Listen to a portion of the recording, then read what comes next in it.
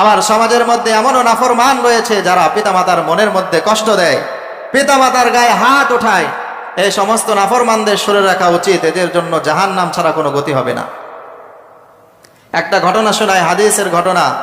আল্লাহ রসুলের সাহাবা ইকরামের কত মর্যাদা ছিল, যাদের ব্যাপারে আল্লাহ তাআলা কোরআনের মধ্যে আয়াত নাযিল করে দিয়েছেন, রাদিয়াল্লাহু আনহুম ওয়া রাদু আন। আমিও তাদের ব্যাপারে সন্তুষ্ট, তারাও আমার ব্যাপারে সন্তুষ্ট। সাহাবা ইকরামের কি অবস্থা হয়েছে পিতামাতার গায়ে হাত তোলার কারণে। একটি ঘটনা বলি শোনেন।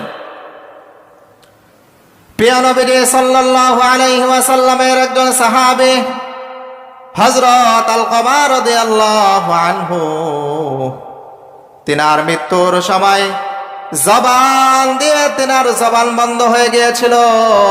তার জবান দিয়ে কালিমায়ে তয়্যিবা আসছিল না। সে মৃত্যু অবস্থায় সে কালিমা পড়ার চেষ্টা করেও সে কালিমা পড়তে পারছিল না। এমত অবস্থায় হযরত আলকামা রাদিয়াল্লাহু আনহুর স্ত্রী রাসূলুল্লাহ সাল্লাল্লাহু আলাইহি ওয়াসাল্লামের দরবারের মধ্যে আসলেন। আসার পরে বললেন, ইয়া রাসূলুল্লাহ,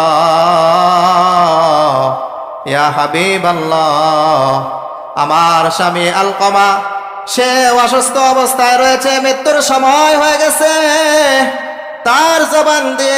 তার জবান বন্ধ হয়ে গেছে। তার জবান দিয়ে কালিমায়ে তয়্যিবা নসিব হচ্ছে না, সে কালিমায়ে তয়্যিবা পড়তে পারছে না।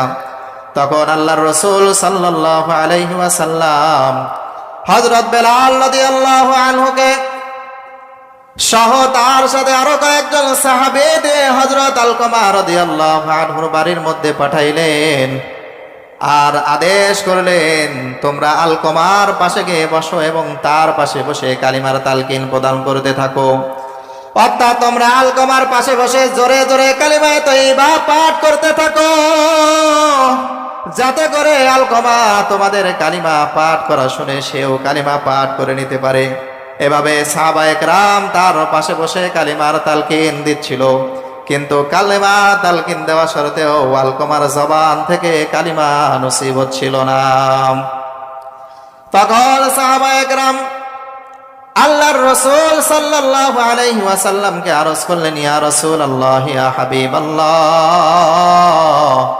আলকামা তো এই অবস্থা, আলকামার জবান দিয়ে কালিমা বের হচ্ছে না। তখন আল্লাহর রাসূল সাল্লাল্লাহু আলাইহি ওয়াসাল্লাম তাদেরকে জিজ্ঞেস করলেন, আলকামার পিতামাতা দুনিয়াতে বেঁচে আছে কিনা?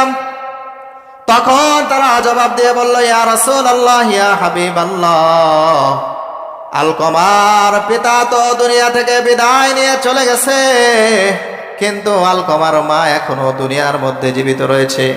আল্লাহর রাসূল আদেশ